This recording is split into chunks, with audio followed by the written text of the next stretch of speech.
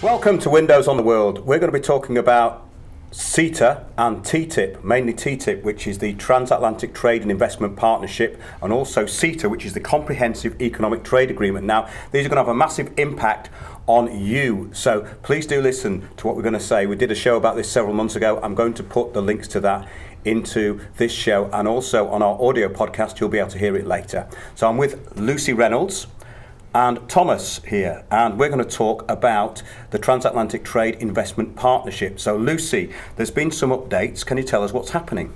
Right, yes. TTIP has now started to become really quite unpopular among a wider and wider swathe of people, which is really very fair because the content of it is fairly horrifying. So there's been a lot of marches across various places in this country. There's been marches, there have been a lot of marches in Germany and in Brussels, and generally there's resistance mounting across Europe to the extent that we now have 1,800 TTIP-free zones set up in local authorities and other areas across Europe.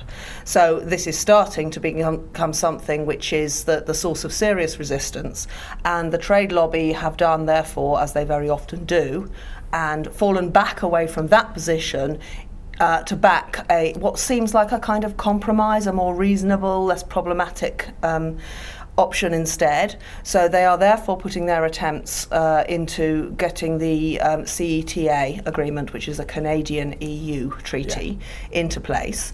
And the goal is to make people think that, apparently the slogan is, but the Canadians are nice. Well, I mean, the Americans are very nice as well, but the thing is that this is nothing to do with either Canada or America. They have to take this down to very childish sound bites, don't they? So that's the problem, that people, they haven't been given the full information on this. It's very good what you've said, that all of these protests are taking place, people are getting very informed about it.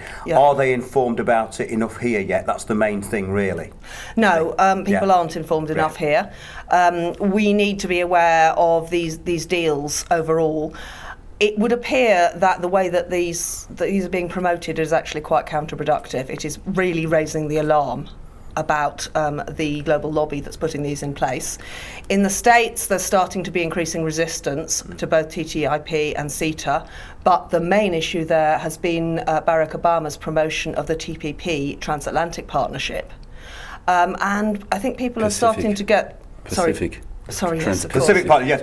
Thanks for coming in there, Thomas. And we're going to be hearing quite a lot from you in this show. So we'll carry on with what you were saying, Lucy. Yes. So really, people are becoming aware of the fact that there are these corporations, and they have decided that they're going to run things, and they're even going to set up a separate court system called ISDS to do that, to make sure that they always get the results they want at all times. So we're seeing some very well-connected people as part of that system. Nick Clegg's wife, in fact, has been part of the WTO tribunal process, part of the ISDS process. She's a very high-level lawyer, and they keep their people to run those tribunals. They're not like courts of law in that they're not required to respect their past decisions or to publish them. So really what we have is a private court system which is very strongly biased towards one party. So really the progress is that awareness raising has become quite extensive, and the message is getting out about what's going on with these agreements, but much more needs to be done, really, and maybe it's only the kind of activist sector that's aware, and the general public needs to be made more aware as well. That's what we're here for. So Thomas, we've had quite a lot of protests in Germany. Where do you come in on this? Well, I think the big difference in Germany I can see is that the mass media doesn't seem to shy away as much as it's happening in this country, which is, to me, is quite extraordinary that you don't hear anything about it. You really have to search for it and know where to search for it. And starting with the BBC or the print media or the papers, they really avoid it, and which probably gives you an idea about how much the whole media landscape is stirred by big money, finance, and the corporations, because there's so much at stake for them. There's a hell of a lot for them to win if they get it their way, and people probably are not aware of what's really at stake, and sort of stepping up to the next level to forming a totalitarian world where the corporations basically set the terms of how we've got to live and what the regulatory system built around it is meant to look like. So, well, that's right. None of this is new to me because I've been looking into it for years. So this is just another raft of Yes. this is just another little layer of it. But I think people are getting the fact that we are living in a corporatocracy now. That has become quite clear. And that's happening quite big politically in this country as well. People are becoming more politically aware, mainly because of the attacks on Jeremy Corbyn. The media have really overplayed their hand there. So the extreme bias that's been shown towards him has highlighted quite a lot of other things. But this is something that we don't hear on the BBC. You're absolutely right. The BBC is probably too many syllables, actually. Comprehensive and Economic Trade Agreement and Transatlantic Trade Investment Partnership are probably too complicated for them. I don't think you'd even hear that on their financial news, you know. No, it's... So we've got 8 points here, haven't we, Yes. that you wanted to make, Lucy? 8 points. Yes, these are 8 points from the Stop TTIP group, Yeah. which is really a basis for campaigners to point out what are the worst things going on and to say that any trade treaty in the future, to the extent that we need trade treaties in the future, arguably we do, arguably we don't, but if we are going to have these things at all, they should meet some criteria in terms of public interest, because otherwise we just see them as a huge power grab. So the conditions that they'd need to meet, firstly, we don't need any ISDS. We don't need an investor-state dispute settlement arrangement. Right, That is quickly, let's just run over what that is. It's an asset stripper defence system. It's an arrangement whereby there is an extra level of tribunals above the national court system, which don't work like the national court system. They are set up, funded, run, staffed, judged by big business. And so they are really an arrangement to kind of rubber stamp power plays more than anything else. We have courts. We are nation states. Why do we need this system? The second thing, which is extremely important, would be to exclude all public service provision from the remit of these deals. They are generally actually an attack on public services. What they are is an attack on poorly defended public budgets, really. One can accomplish an awful lot through political corruption. So we need to avoid our public services being attacked by these trade deals by making sure that public services are just out of their scope in the future. We'd like to see financial deregulation excluded from this as well, because frankly we have had already far too much financial deregulation. It has introduced enormous stability, and really, an awful lot of proper activities are deranged by the fact that financial organisations have to be given ultimate freedom for some reason. So we've had enough of that too. Fourthly, this whole setup is an attack on the rights of governments to be able to run their countries properly. We would like to protect the rights of government to regulate in the public interest in the future. We want to block enforced liberalisation, this ratchet mechanism that I believe that Tim Flitcroft explained, where we have an arrangement where you can't have less privatisation. Everything must continually proceed in the direction of a transformation to full corporate control. So we'd like to see that removed. The ratchet mechanism ought to be formally excluded as well. The sixth item is that we would like to see trade agreements not only provide protection for the rights of the corporations against everybody else, but perhaps we could have some parity and parallel situations where we have some protection of the rights of people against corporations, perhaps, and of the rights of governmental representatives to get on and do their job without interference by these people. So if it's supposed to be an agreement, let's have it looking a little bit more like one and less like a protection racket, which is honestly the nature of the thing. And then lastly, we would like to see environmental protection trumping the rights of energy companies and the rights of investors. I don't really see why investors should have any particular rights. They've got the same rights as the rest of us. Why do they need anything extra? They're already fairly wealthy. Seems to me they could protect themselves with that, okay? And finally, in terms of public health, which is my personal concern about all of this, under trade treaties we get a race to the bottom on standards. So they attack what's called the precautionary principle.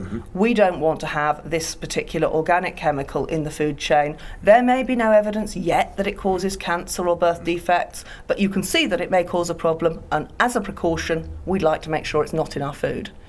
So they basically attack anything like that. Oh, well, that's speculation, so you should just be forced to have whatever is the lowest standard that any peoples in the area are getting We away covered with. that on the other show, actually. It's quite interesting because I brought up Monsanto when we went into the problems that could cause and the legal obligations that this government would have.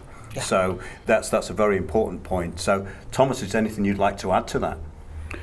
I think there's been to come back to the investor-state dispute settlement. They've actually rebranded that last year. It's now called the Court Investor System, or the Investors Court System, ICS, Right. which, to my surprise, is a lot of MPs and MEPs now seem to be more happy with it and sort of reassured that it has picked up on the main points NGOs and critical people have made. But it is the same system. I think there have been some improvements made by the procedures and the choice of these corporate lawyers that sit in the arbitration courts. But overall, it is the same thing, and it will not change anything with regards to giving corporations the power to sue states to get rid of any regulation they can think of that might be a hindrance to their way of making profits. So it's still the same old thing. They've got this general narrative arc they like to have, in which they put forward something which is completely outrageous, and then they have a pre-prepared back-down situation where they kind of give in on one point that's particularly outrageous, and then everyone can go, oh, it's all right then, it's fine. We fixed So, it. I mean, I don't know whether those people are personally persuaded or whether they're simply complicit and going along with this, but we see an awful lot of this kind of stage management concessions, which aren't really concessions at all, so as to make it look as though they're being reasonable instead of hijacking everything.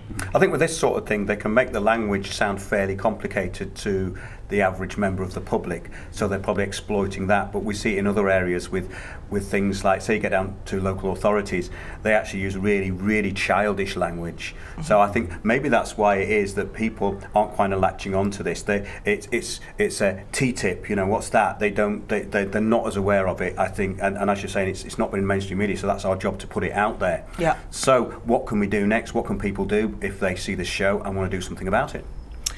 I think find out a little bit about TTIP and CETA. It's not terribly difficult to find that out anymore. If you put the information into a search engine, you'll get a lot of websites coming up. Ours is called Stop TTIP, but there's a whole load of information more. I think I've been quite impressed actually about the penetration that this issue has got through alternative media. But then, of course, many activists have got a track record with these people because they have been causing trouble in the third world, especially for 50 years now. So I think the awareness is starting to get out there. It's starting to get into mainstream media. It's very interesting that the demonstrations appear to be quite a lot bigger in continental Europe and here, and I'm gathering that this may be because it's less politically defended there, that their media is actually more open to it. I think there's a lot of tight messaging going on in our kind of among the high-ups in our media. We hear back from journalists that particular news stories are suppressed and this kinds of thing. So really, I think breaking that attempted news blackout by individuals talking to each other and spreading the word. And it's also helpful to talk to Americans and to help people to make the connection that this is a transatlantic NAFTA. Yeah. So the North American Free Trade Agreement is really notorious for having damaged Canada, for having done terrible things in Mexico, for not having helped anybody in the States apart from big business either. We see the usual thing. It's a win for the corporations and a loss for everybody else concerned, even if they're only bystanders rather than party to it. So if people can understand that TTIP and CETA are an extension of NAFTA to include the EU, I think we'll all be on the right track, really. Yeah, the final word, Thomas? I think there's a lot of pressure and urgency with regards to CETA, which could be agreed on the Canada-EU summit on the 27th and I think 28th this month already. So one of the hopefuls are the Australian government, and there's various online petitions where people can sign up and support the Austrian government to oppose CETA as a deal, to veto it. Yeah, well, we'll try and get the word out here. We'll have a short break. We'll see you in a couple of minutes.